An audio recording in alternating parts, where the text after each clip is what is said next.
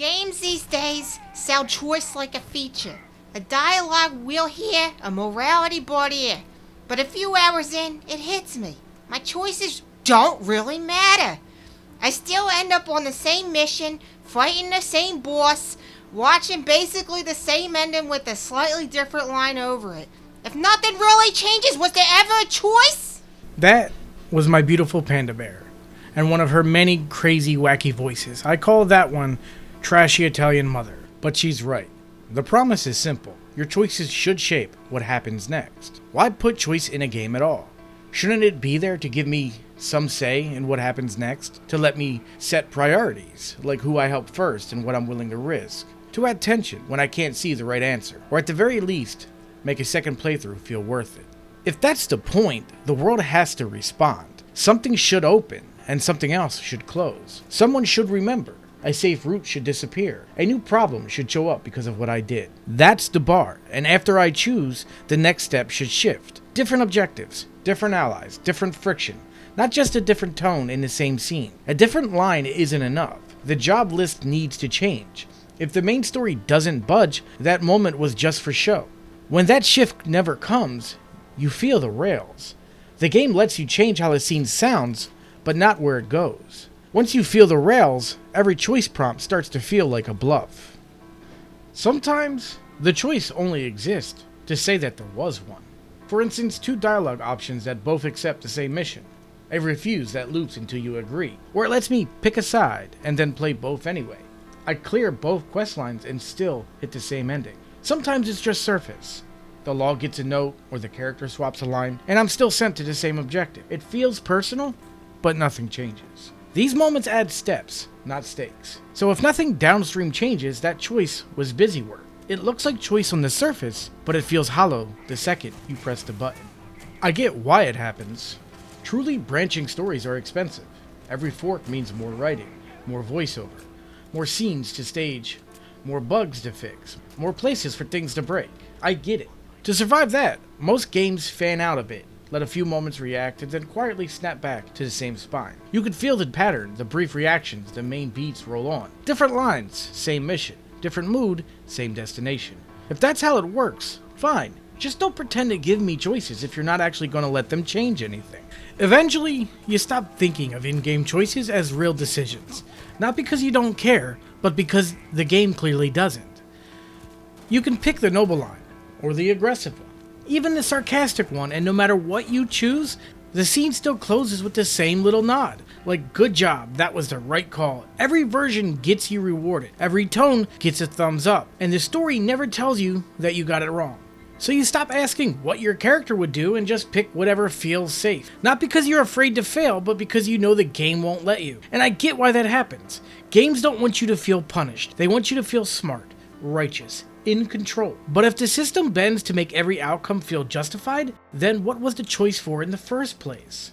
Real choice costs you something. A character leaves, a faction shuts you out, a questline disappears. You don't get everything in one run because you actually choose. Cost means something stays gone, a door that doesn't reopen later, a backup call you can't call anymore, a shortcut you just don't get back. Shops that don't deal with you the same way again. But it also means something new appears that wouldn't exist otherwise. An ally who isn't available on the other path. A problem that only shows up because of your call. A finale you can't reach from the opposite side.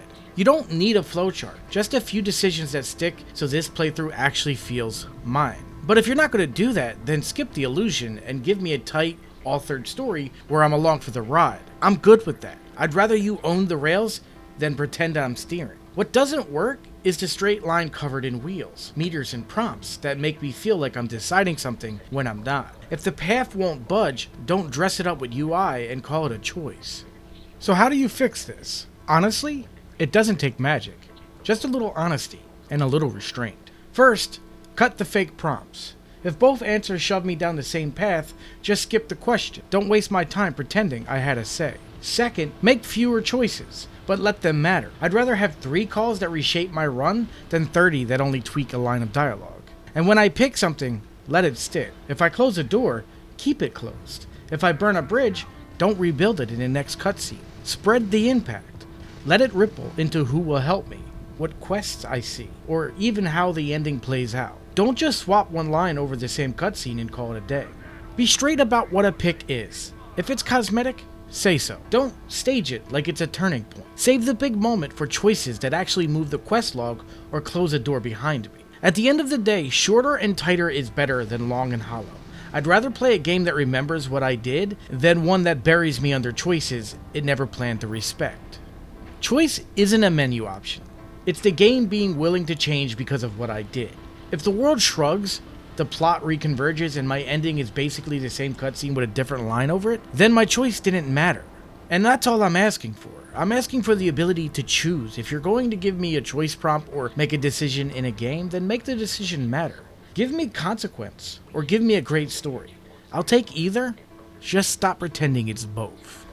Anyway guys, that's going to wrap up this video. Hopefully you enjoyed it. Before you go, let me know what you think about choice in video games. Do you like it where it's artificial and it's usually just a line of dialogue that doesn't really impact your relationship with the character? Or do you prefer that the choice actually matter? Like if you insult a character, they may refuse to help you or even work with you. Stuff like that. Or you choose to save someone's life and let another person die, and that has rippling consequences that last throughout the game. Some games nail this correctly in my opinion, others don't. I believe Cyberpunk is pretty good at closing off certain avenues if you make certain choices, and I like that. I also believe another game that does that well is Baldur's Gate. There are a few games that do it well, but then there are games that really give you choice just to say that they did. For instance, like Fallout 4. I know everyone remembers the choices that people made in Fallout 4 that really didn't matter. And notably in Starfield, the game that you see in this video. You can make choices, you can choose to help one faction over the other or help both, or even like do something that kind of sabotages another faction, and yet somehow you can still work for that faction. Which in my opinion doesn't make much sense, and Bethesda is notorious for doing this in games where they pretend to give you choice. Hence the point of this video. But I really do want to hear from you guys and just get your opinion on what you think about choices in video games and how much it impacts your overall enjoyment of the game. So feel free to just let me know, and don't forget to like and subscribe if you want to see more videos like this. And one more thing before I go is I'm going to plug my Twitch. Now, I don't normally do this, but I do want to kind of revive my Twitch and have a couple of you guys come over, hang out, talk, and let's discuss not only these videos, but games in general. It's twitch.tv/hippostoned. I'm usually there late at night, you know, chilling, vibing, listening to music, playing games, and maybe having myself a smoke or two. I don't really play anything in particular. I usually play a variety of games. Like lately I've been streaming Cyberpunk. I've been doing another run of that. I just got into the new DLC. I forget what it's called. Something Liberty, I think. I forget. I've also been doing a run of Red Dead Redemption 2 and a few other games that I'll be playing. Like I occasionally hop on and play some Helldivers, or if Diablo has a good update, I'll hop on and play Diablo. But anyway, guys, if this sounds like something you guys would be interested in, feel free to hop over and join me over on Twitch. Again, it's twitch.tv/hippostone. The link will be in the comments or in the pinned comment below, but it'll also be in the description, and just look up Hippostoned, you'll find me. Anyway guys, thank you for watching this video. Hopefully you made it this far. If you did, let me know what you thought about my girlfriend doing the intro. She just kind of read the intro that I wrote up. It was, I liked it. I don't know, it was different. Trying to give people things that are different. So just let me know in the comments below what you thought about her doing that. And if you'd maybe like to hear her read some scripts in her actual voice. Anyway guys, thank you for watching. Hopefully, I'll see you next time. Hippo out. My God, I said anyway guys like 15 times in the end here.